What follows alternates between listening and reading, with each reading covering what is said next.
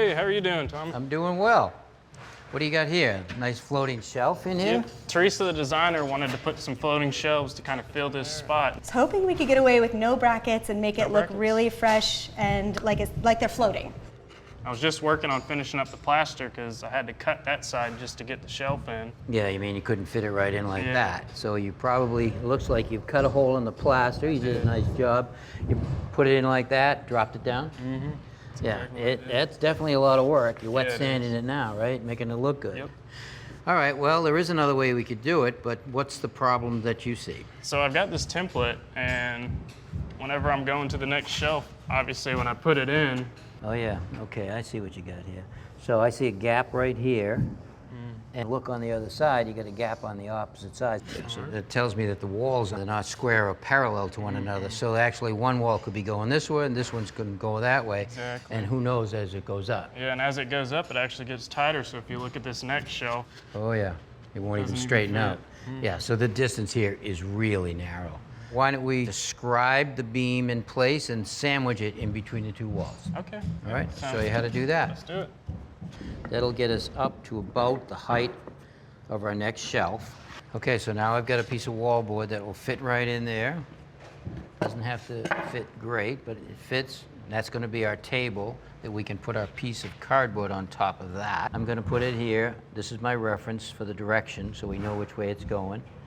Okay, so now I want to take a shim, and we measured this shim. It's exactly parallel all the way down, which is important.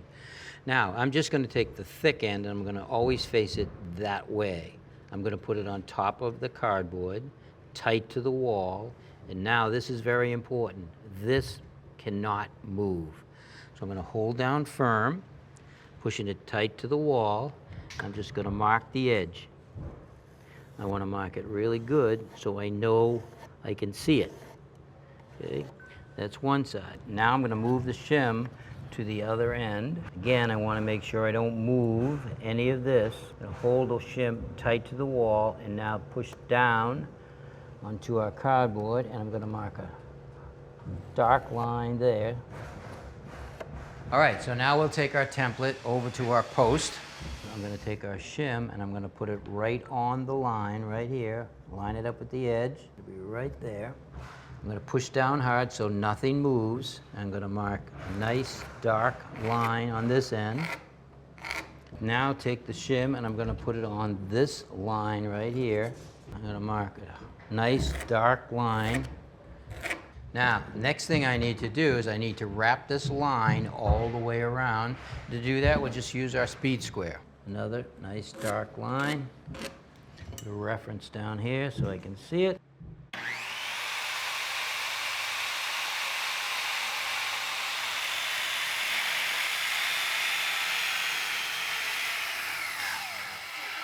Okay, now because the saw didn't cut all the way through, we'll flip it over, and then you follow the line again. And then this piece will fall away.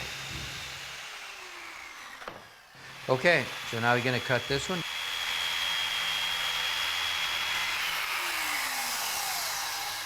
We're going to start low because it's wider down here. Slide it into the opening. Got to go in equally or parallel. I got to come up level. All right, that's at the line there, and we're centered, and looks level that way. All right, so now what we're going to do is put 2 trim screws, 3-inch trim screws, diagonally on the underside into the wood post. Don't put them too steep because you want to go into the wood. All right, now I just got to bring this one up to this line. All right, perfect. All right, nice and solid. What do you think? Did you save any time? Oh yeah, probably twice as much time. A whole lot less work. We didn't have to mess with plaster or anything when we got done, so I think it was a great way of doing it. Did you learn anything? Oh yeah, I learned a lot. I learned that using your template makes it a whole lot easier, and scribing the line with this piece of wood, putting that line there will make it easier for every template. Yep, you just have to remember as you go up and you're going to use the same template, you want to make sure you either mark the line or remember it's always going to be the short line as you go up. Awesome. All right, James, you got 1, 2, 3, 4 more to go, and your time is now cut in half. Thanks for watching. This Old House has got a video for just about every home improvement project, so be sure to check out the others. And if you like what you see, click on the subscribe button to make sure that you get our newest videos right in your feed.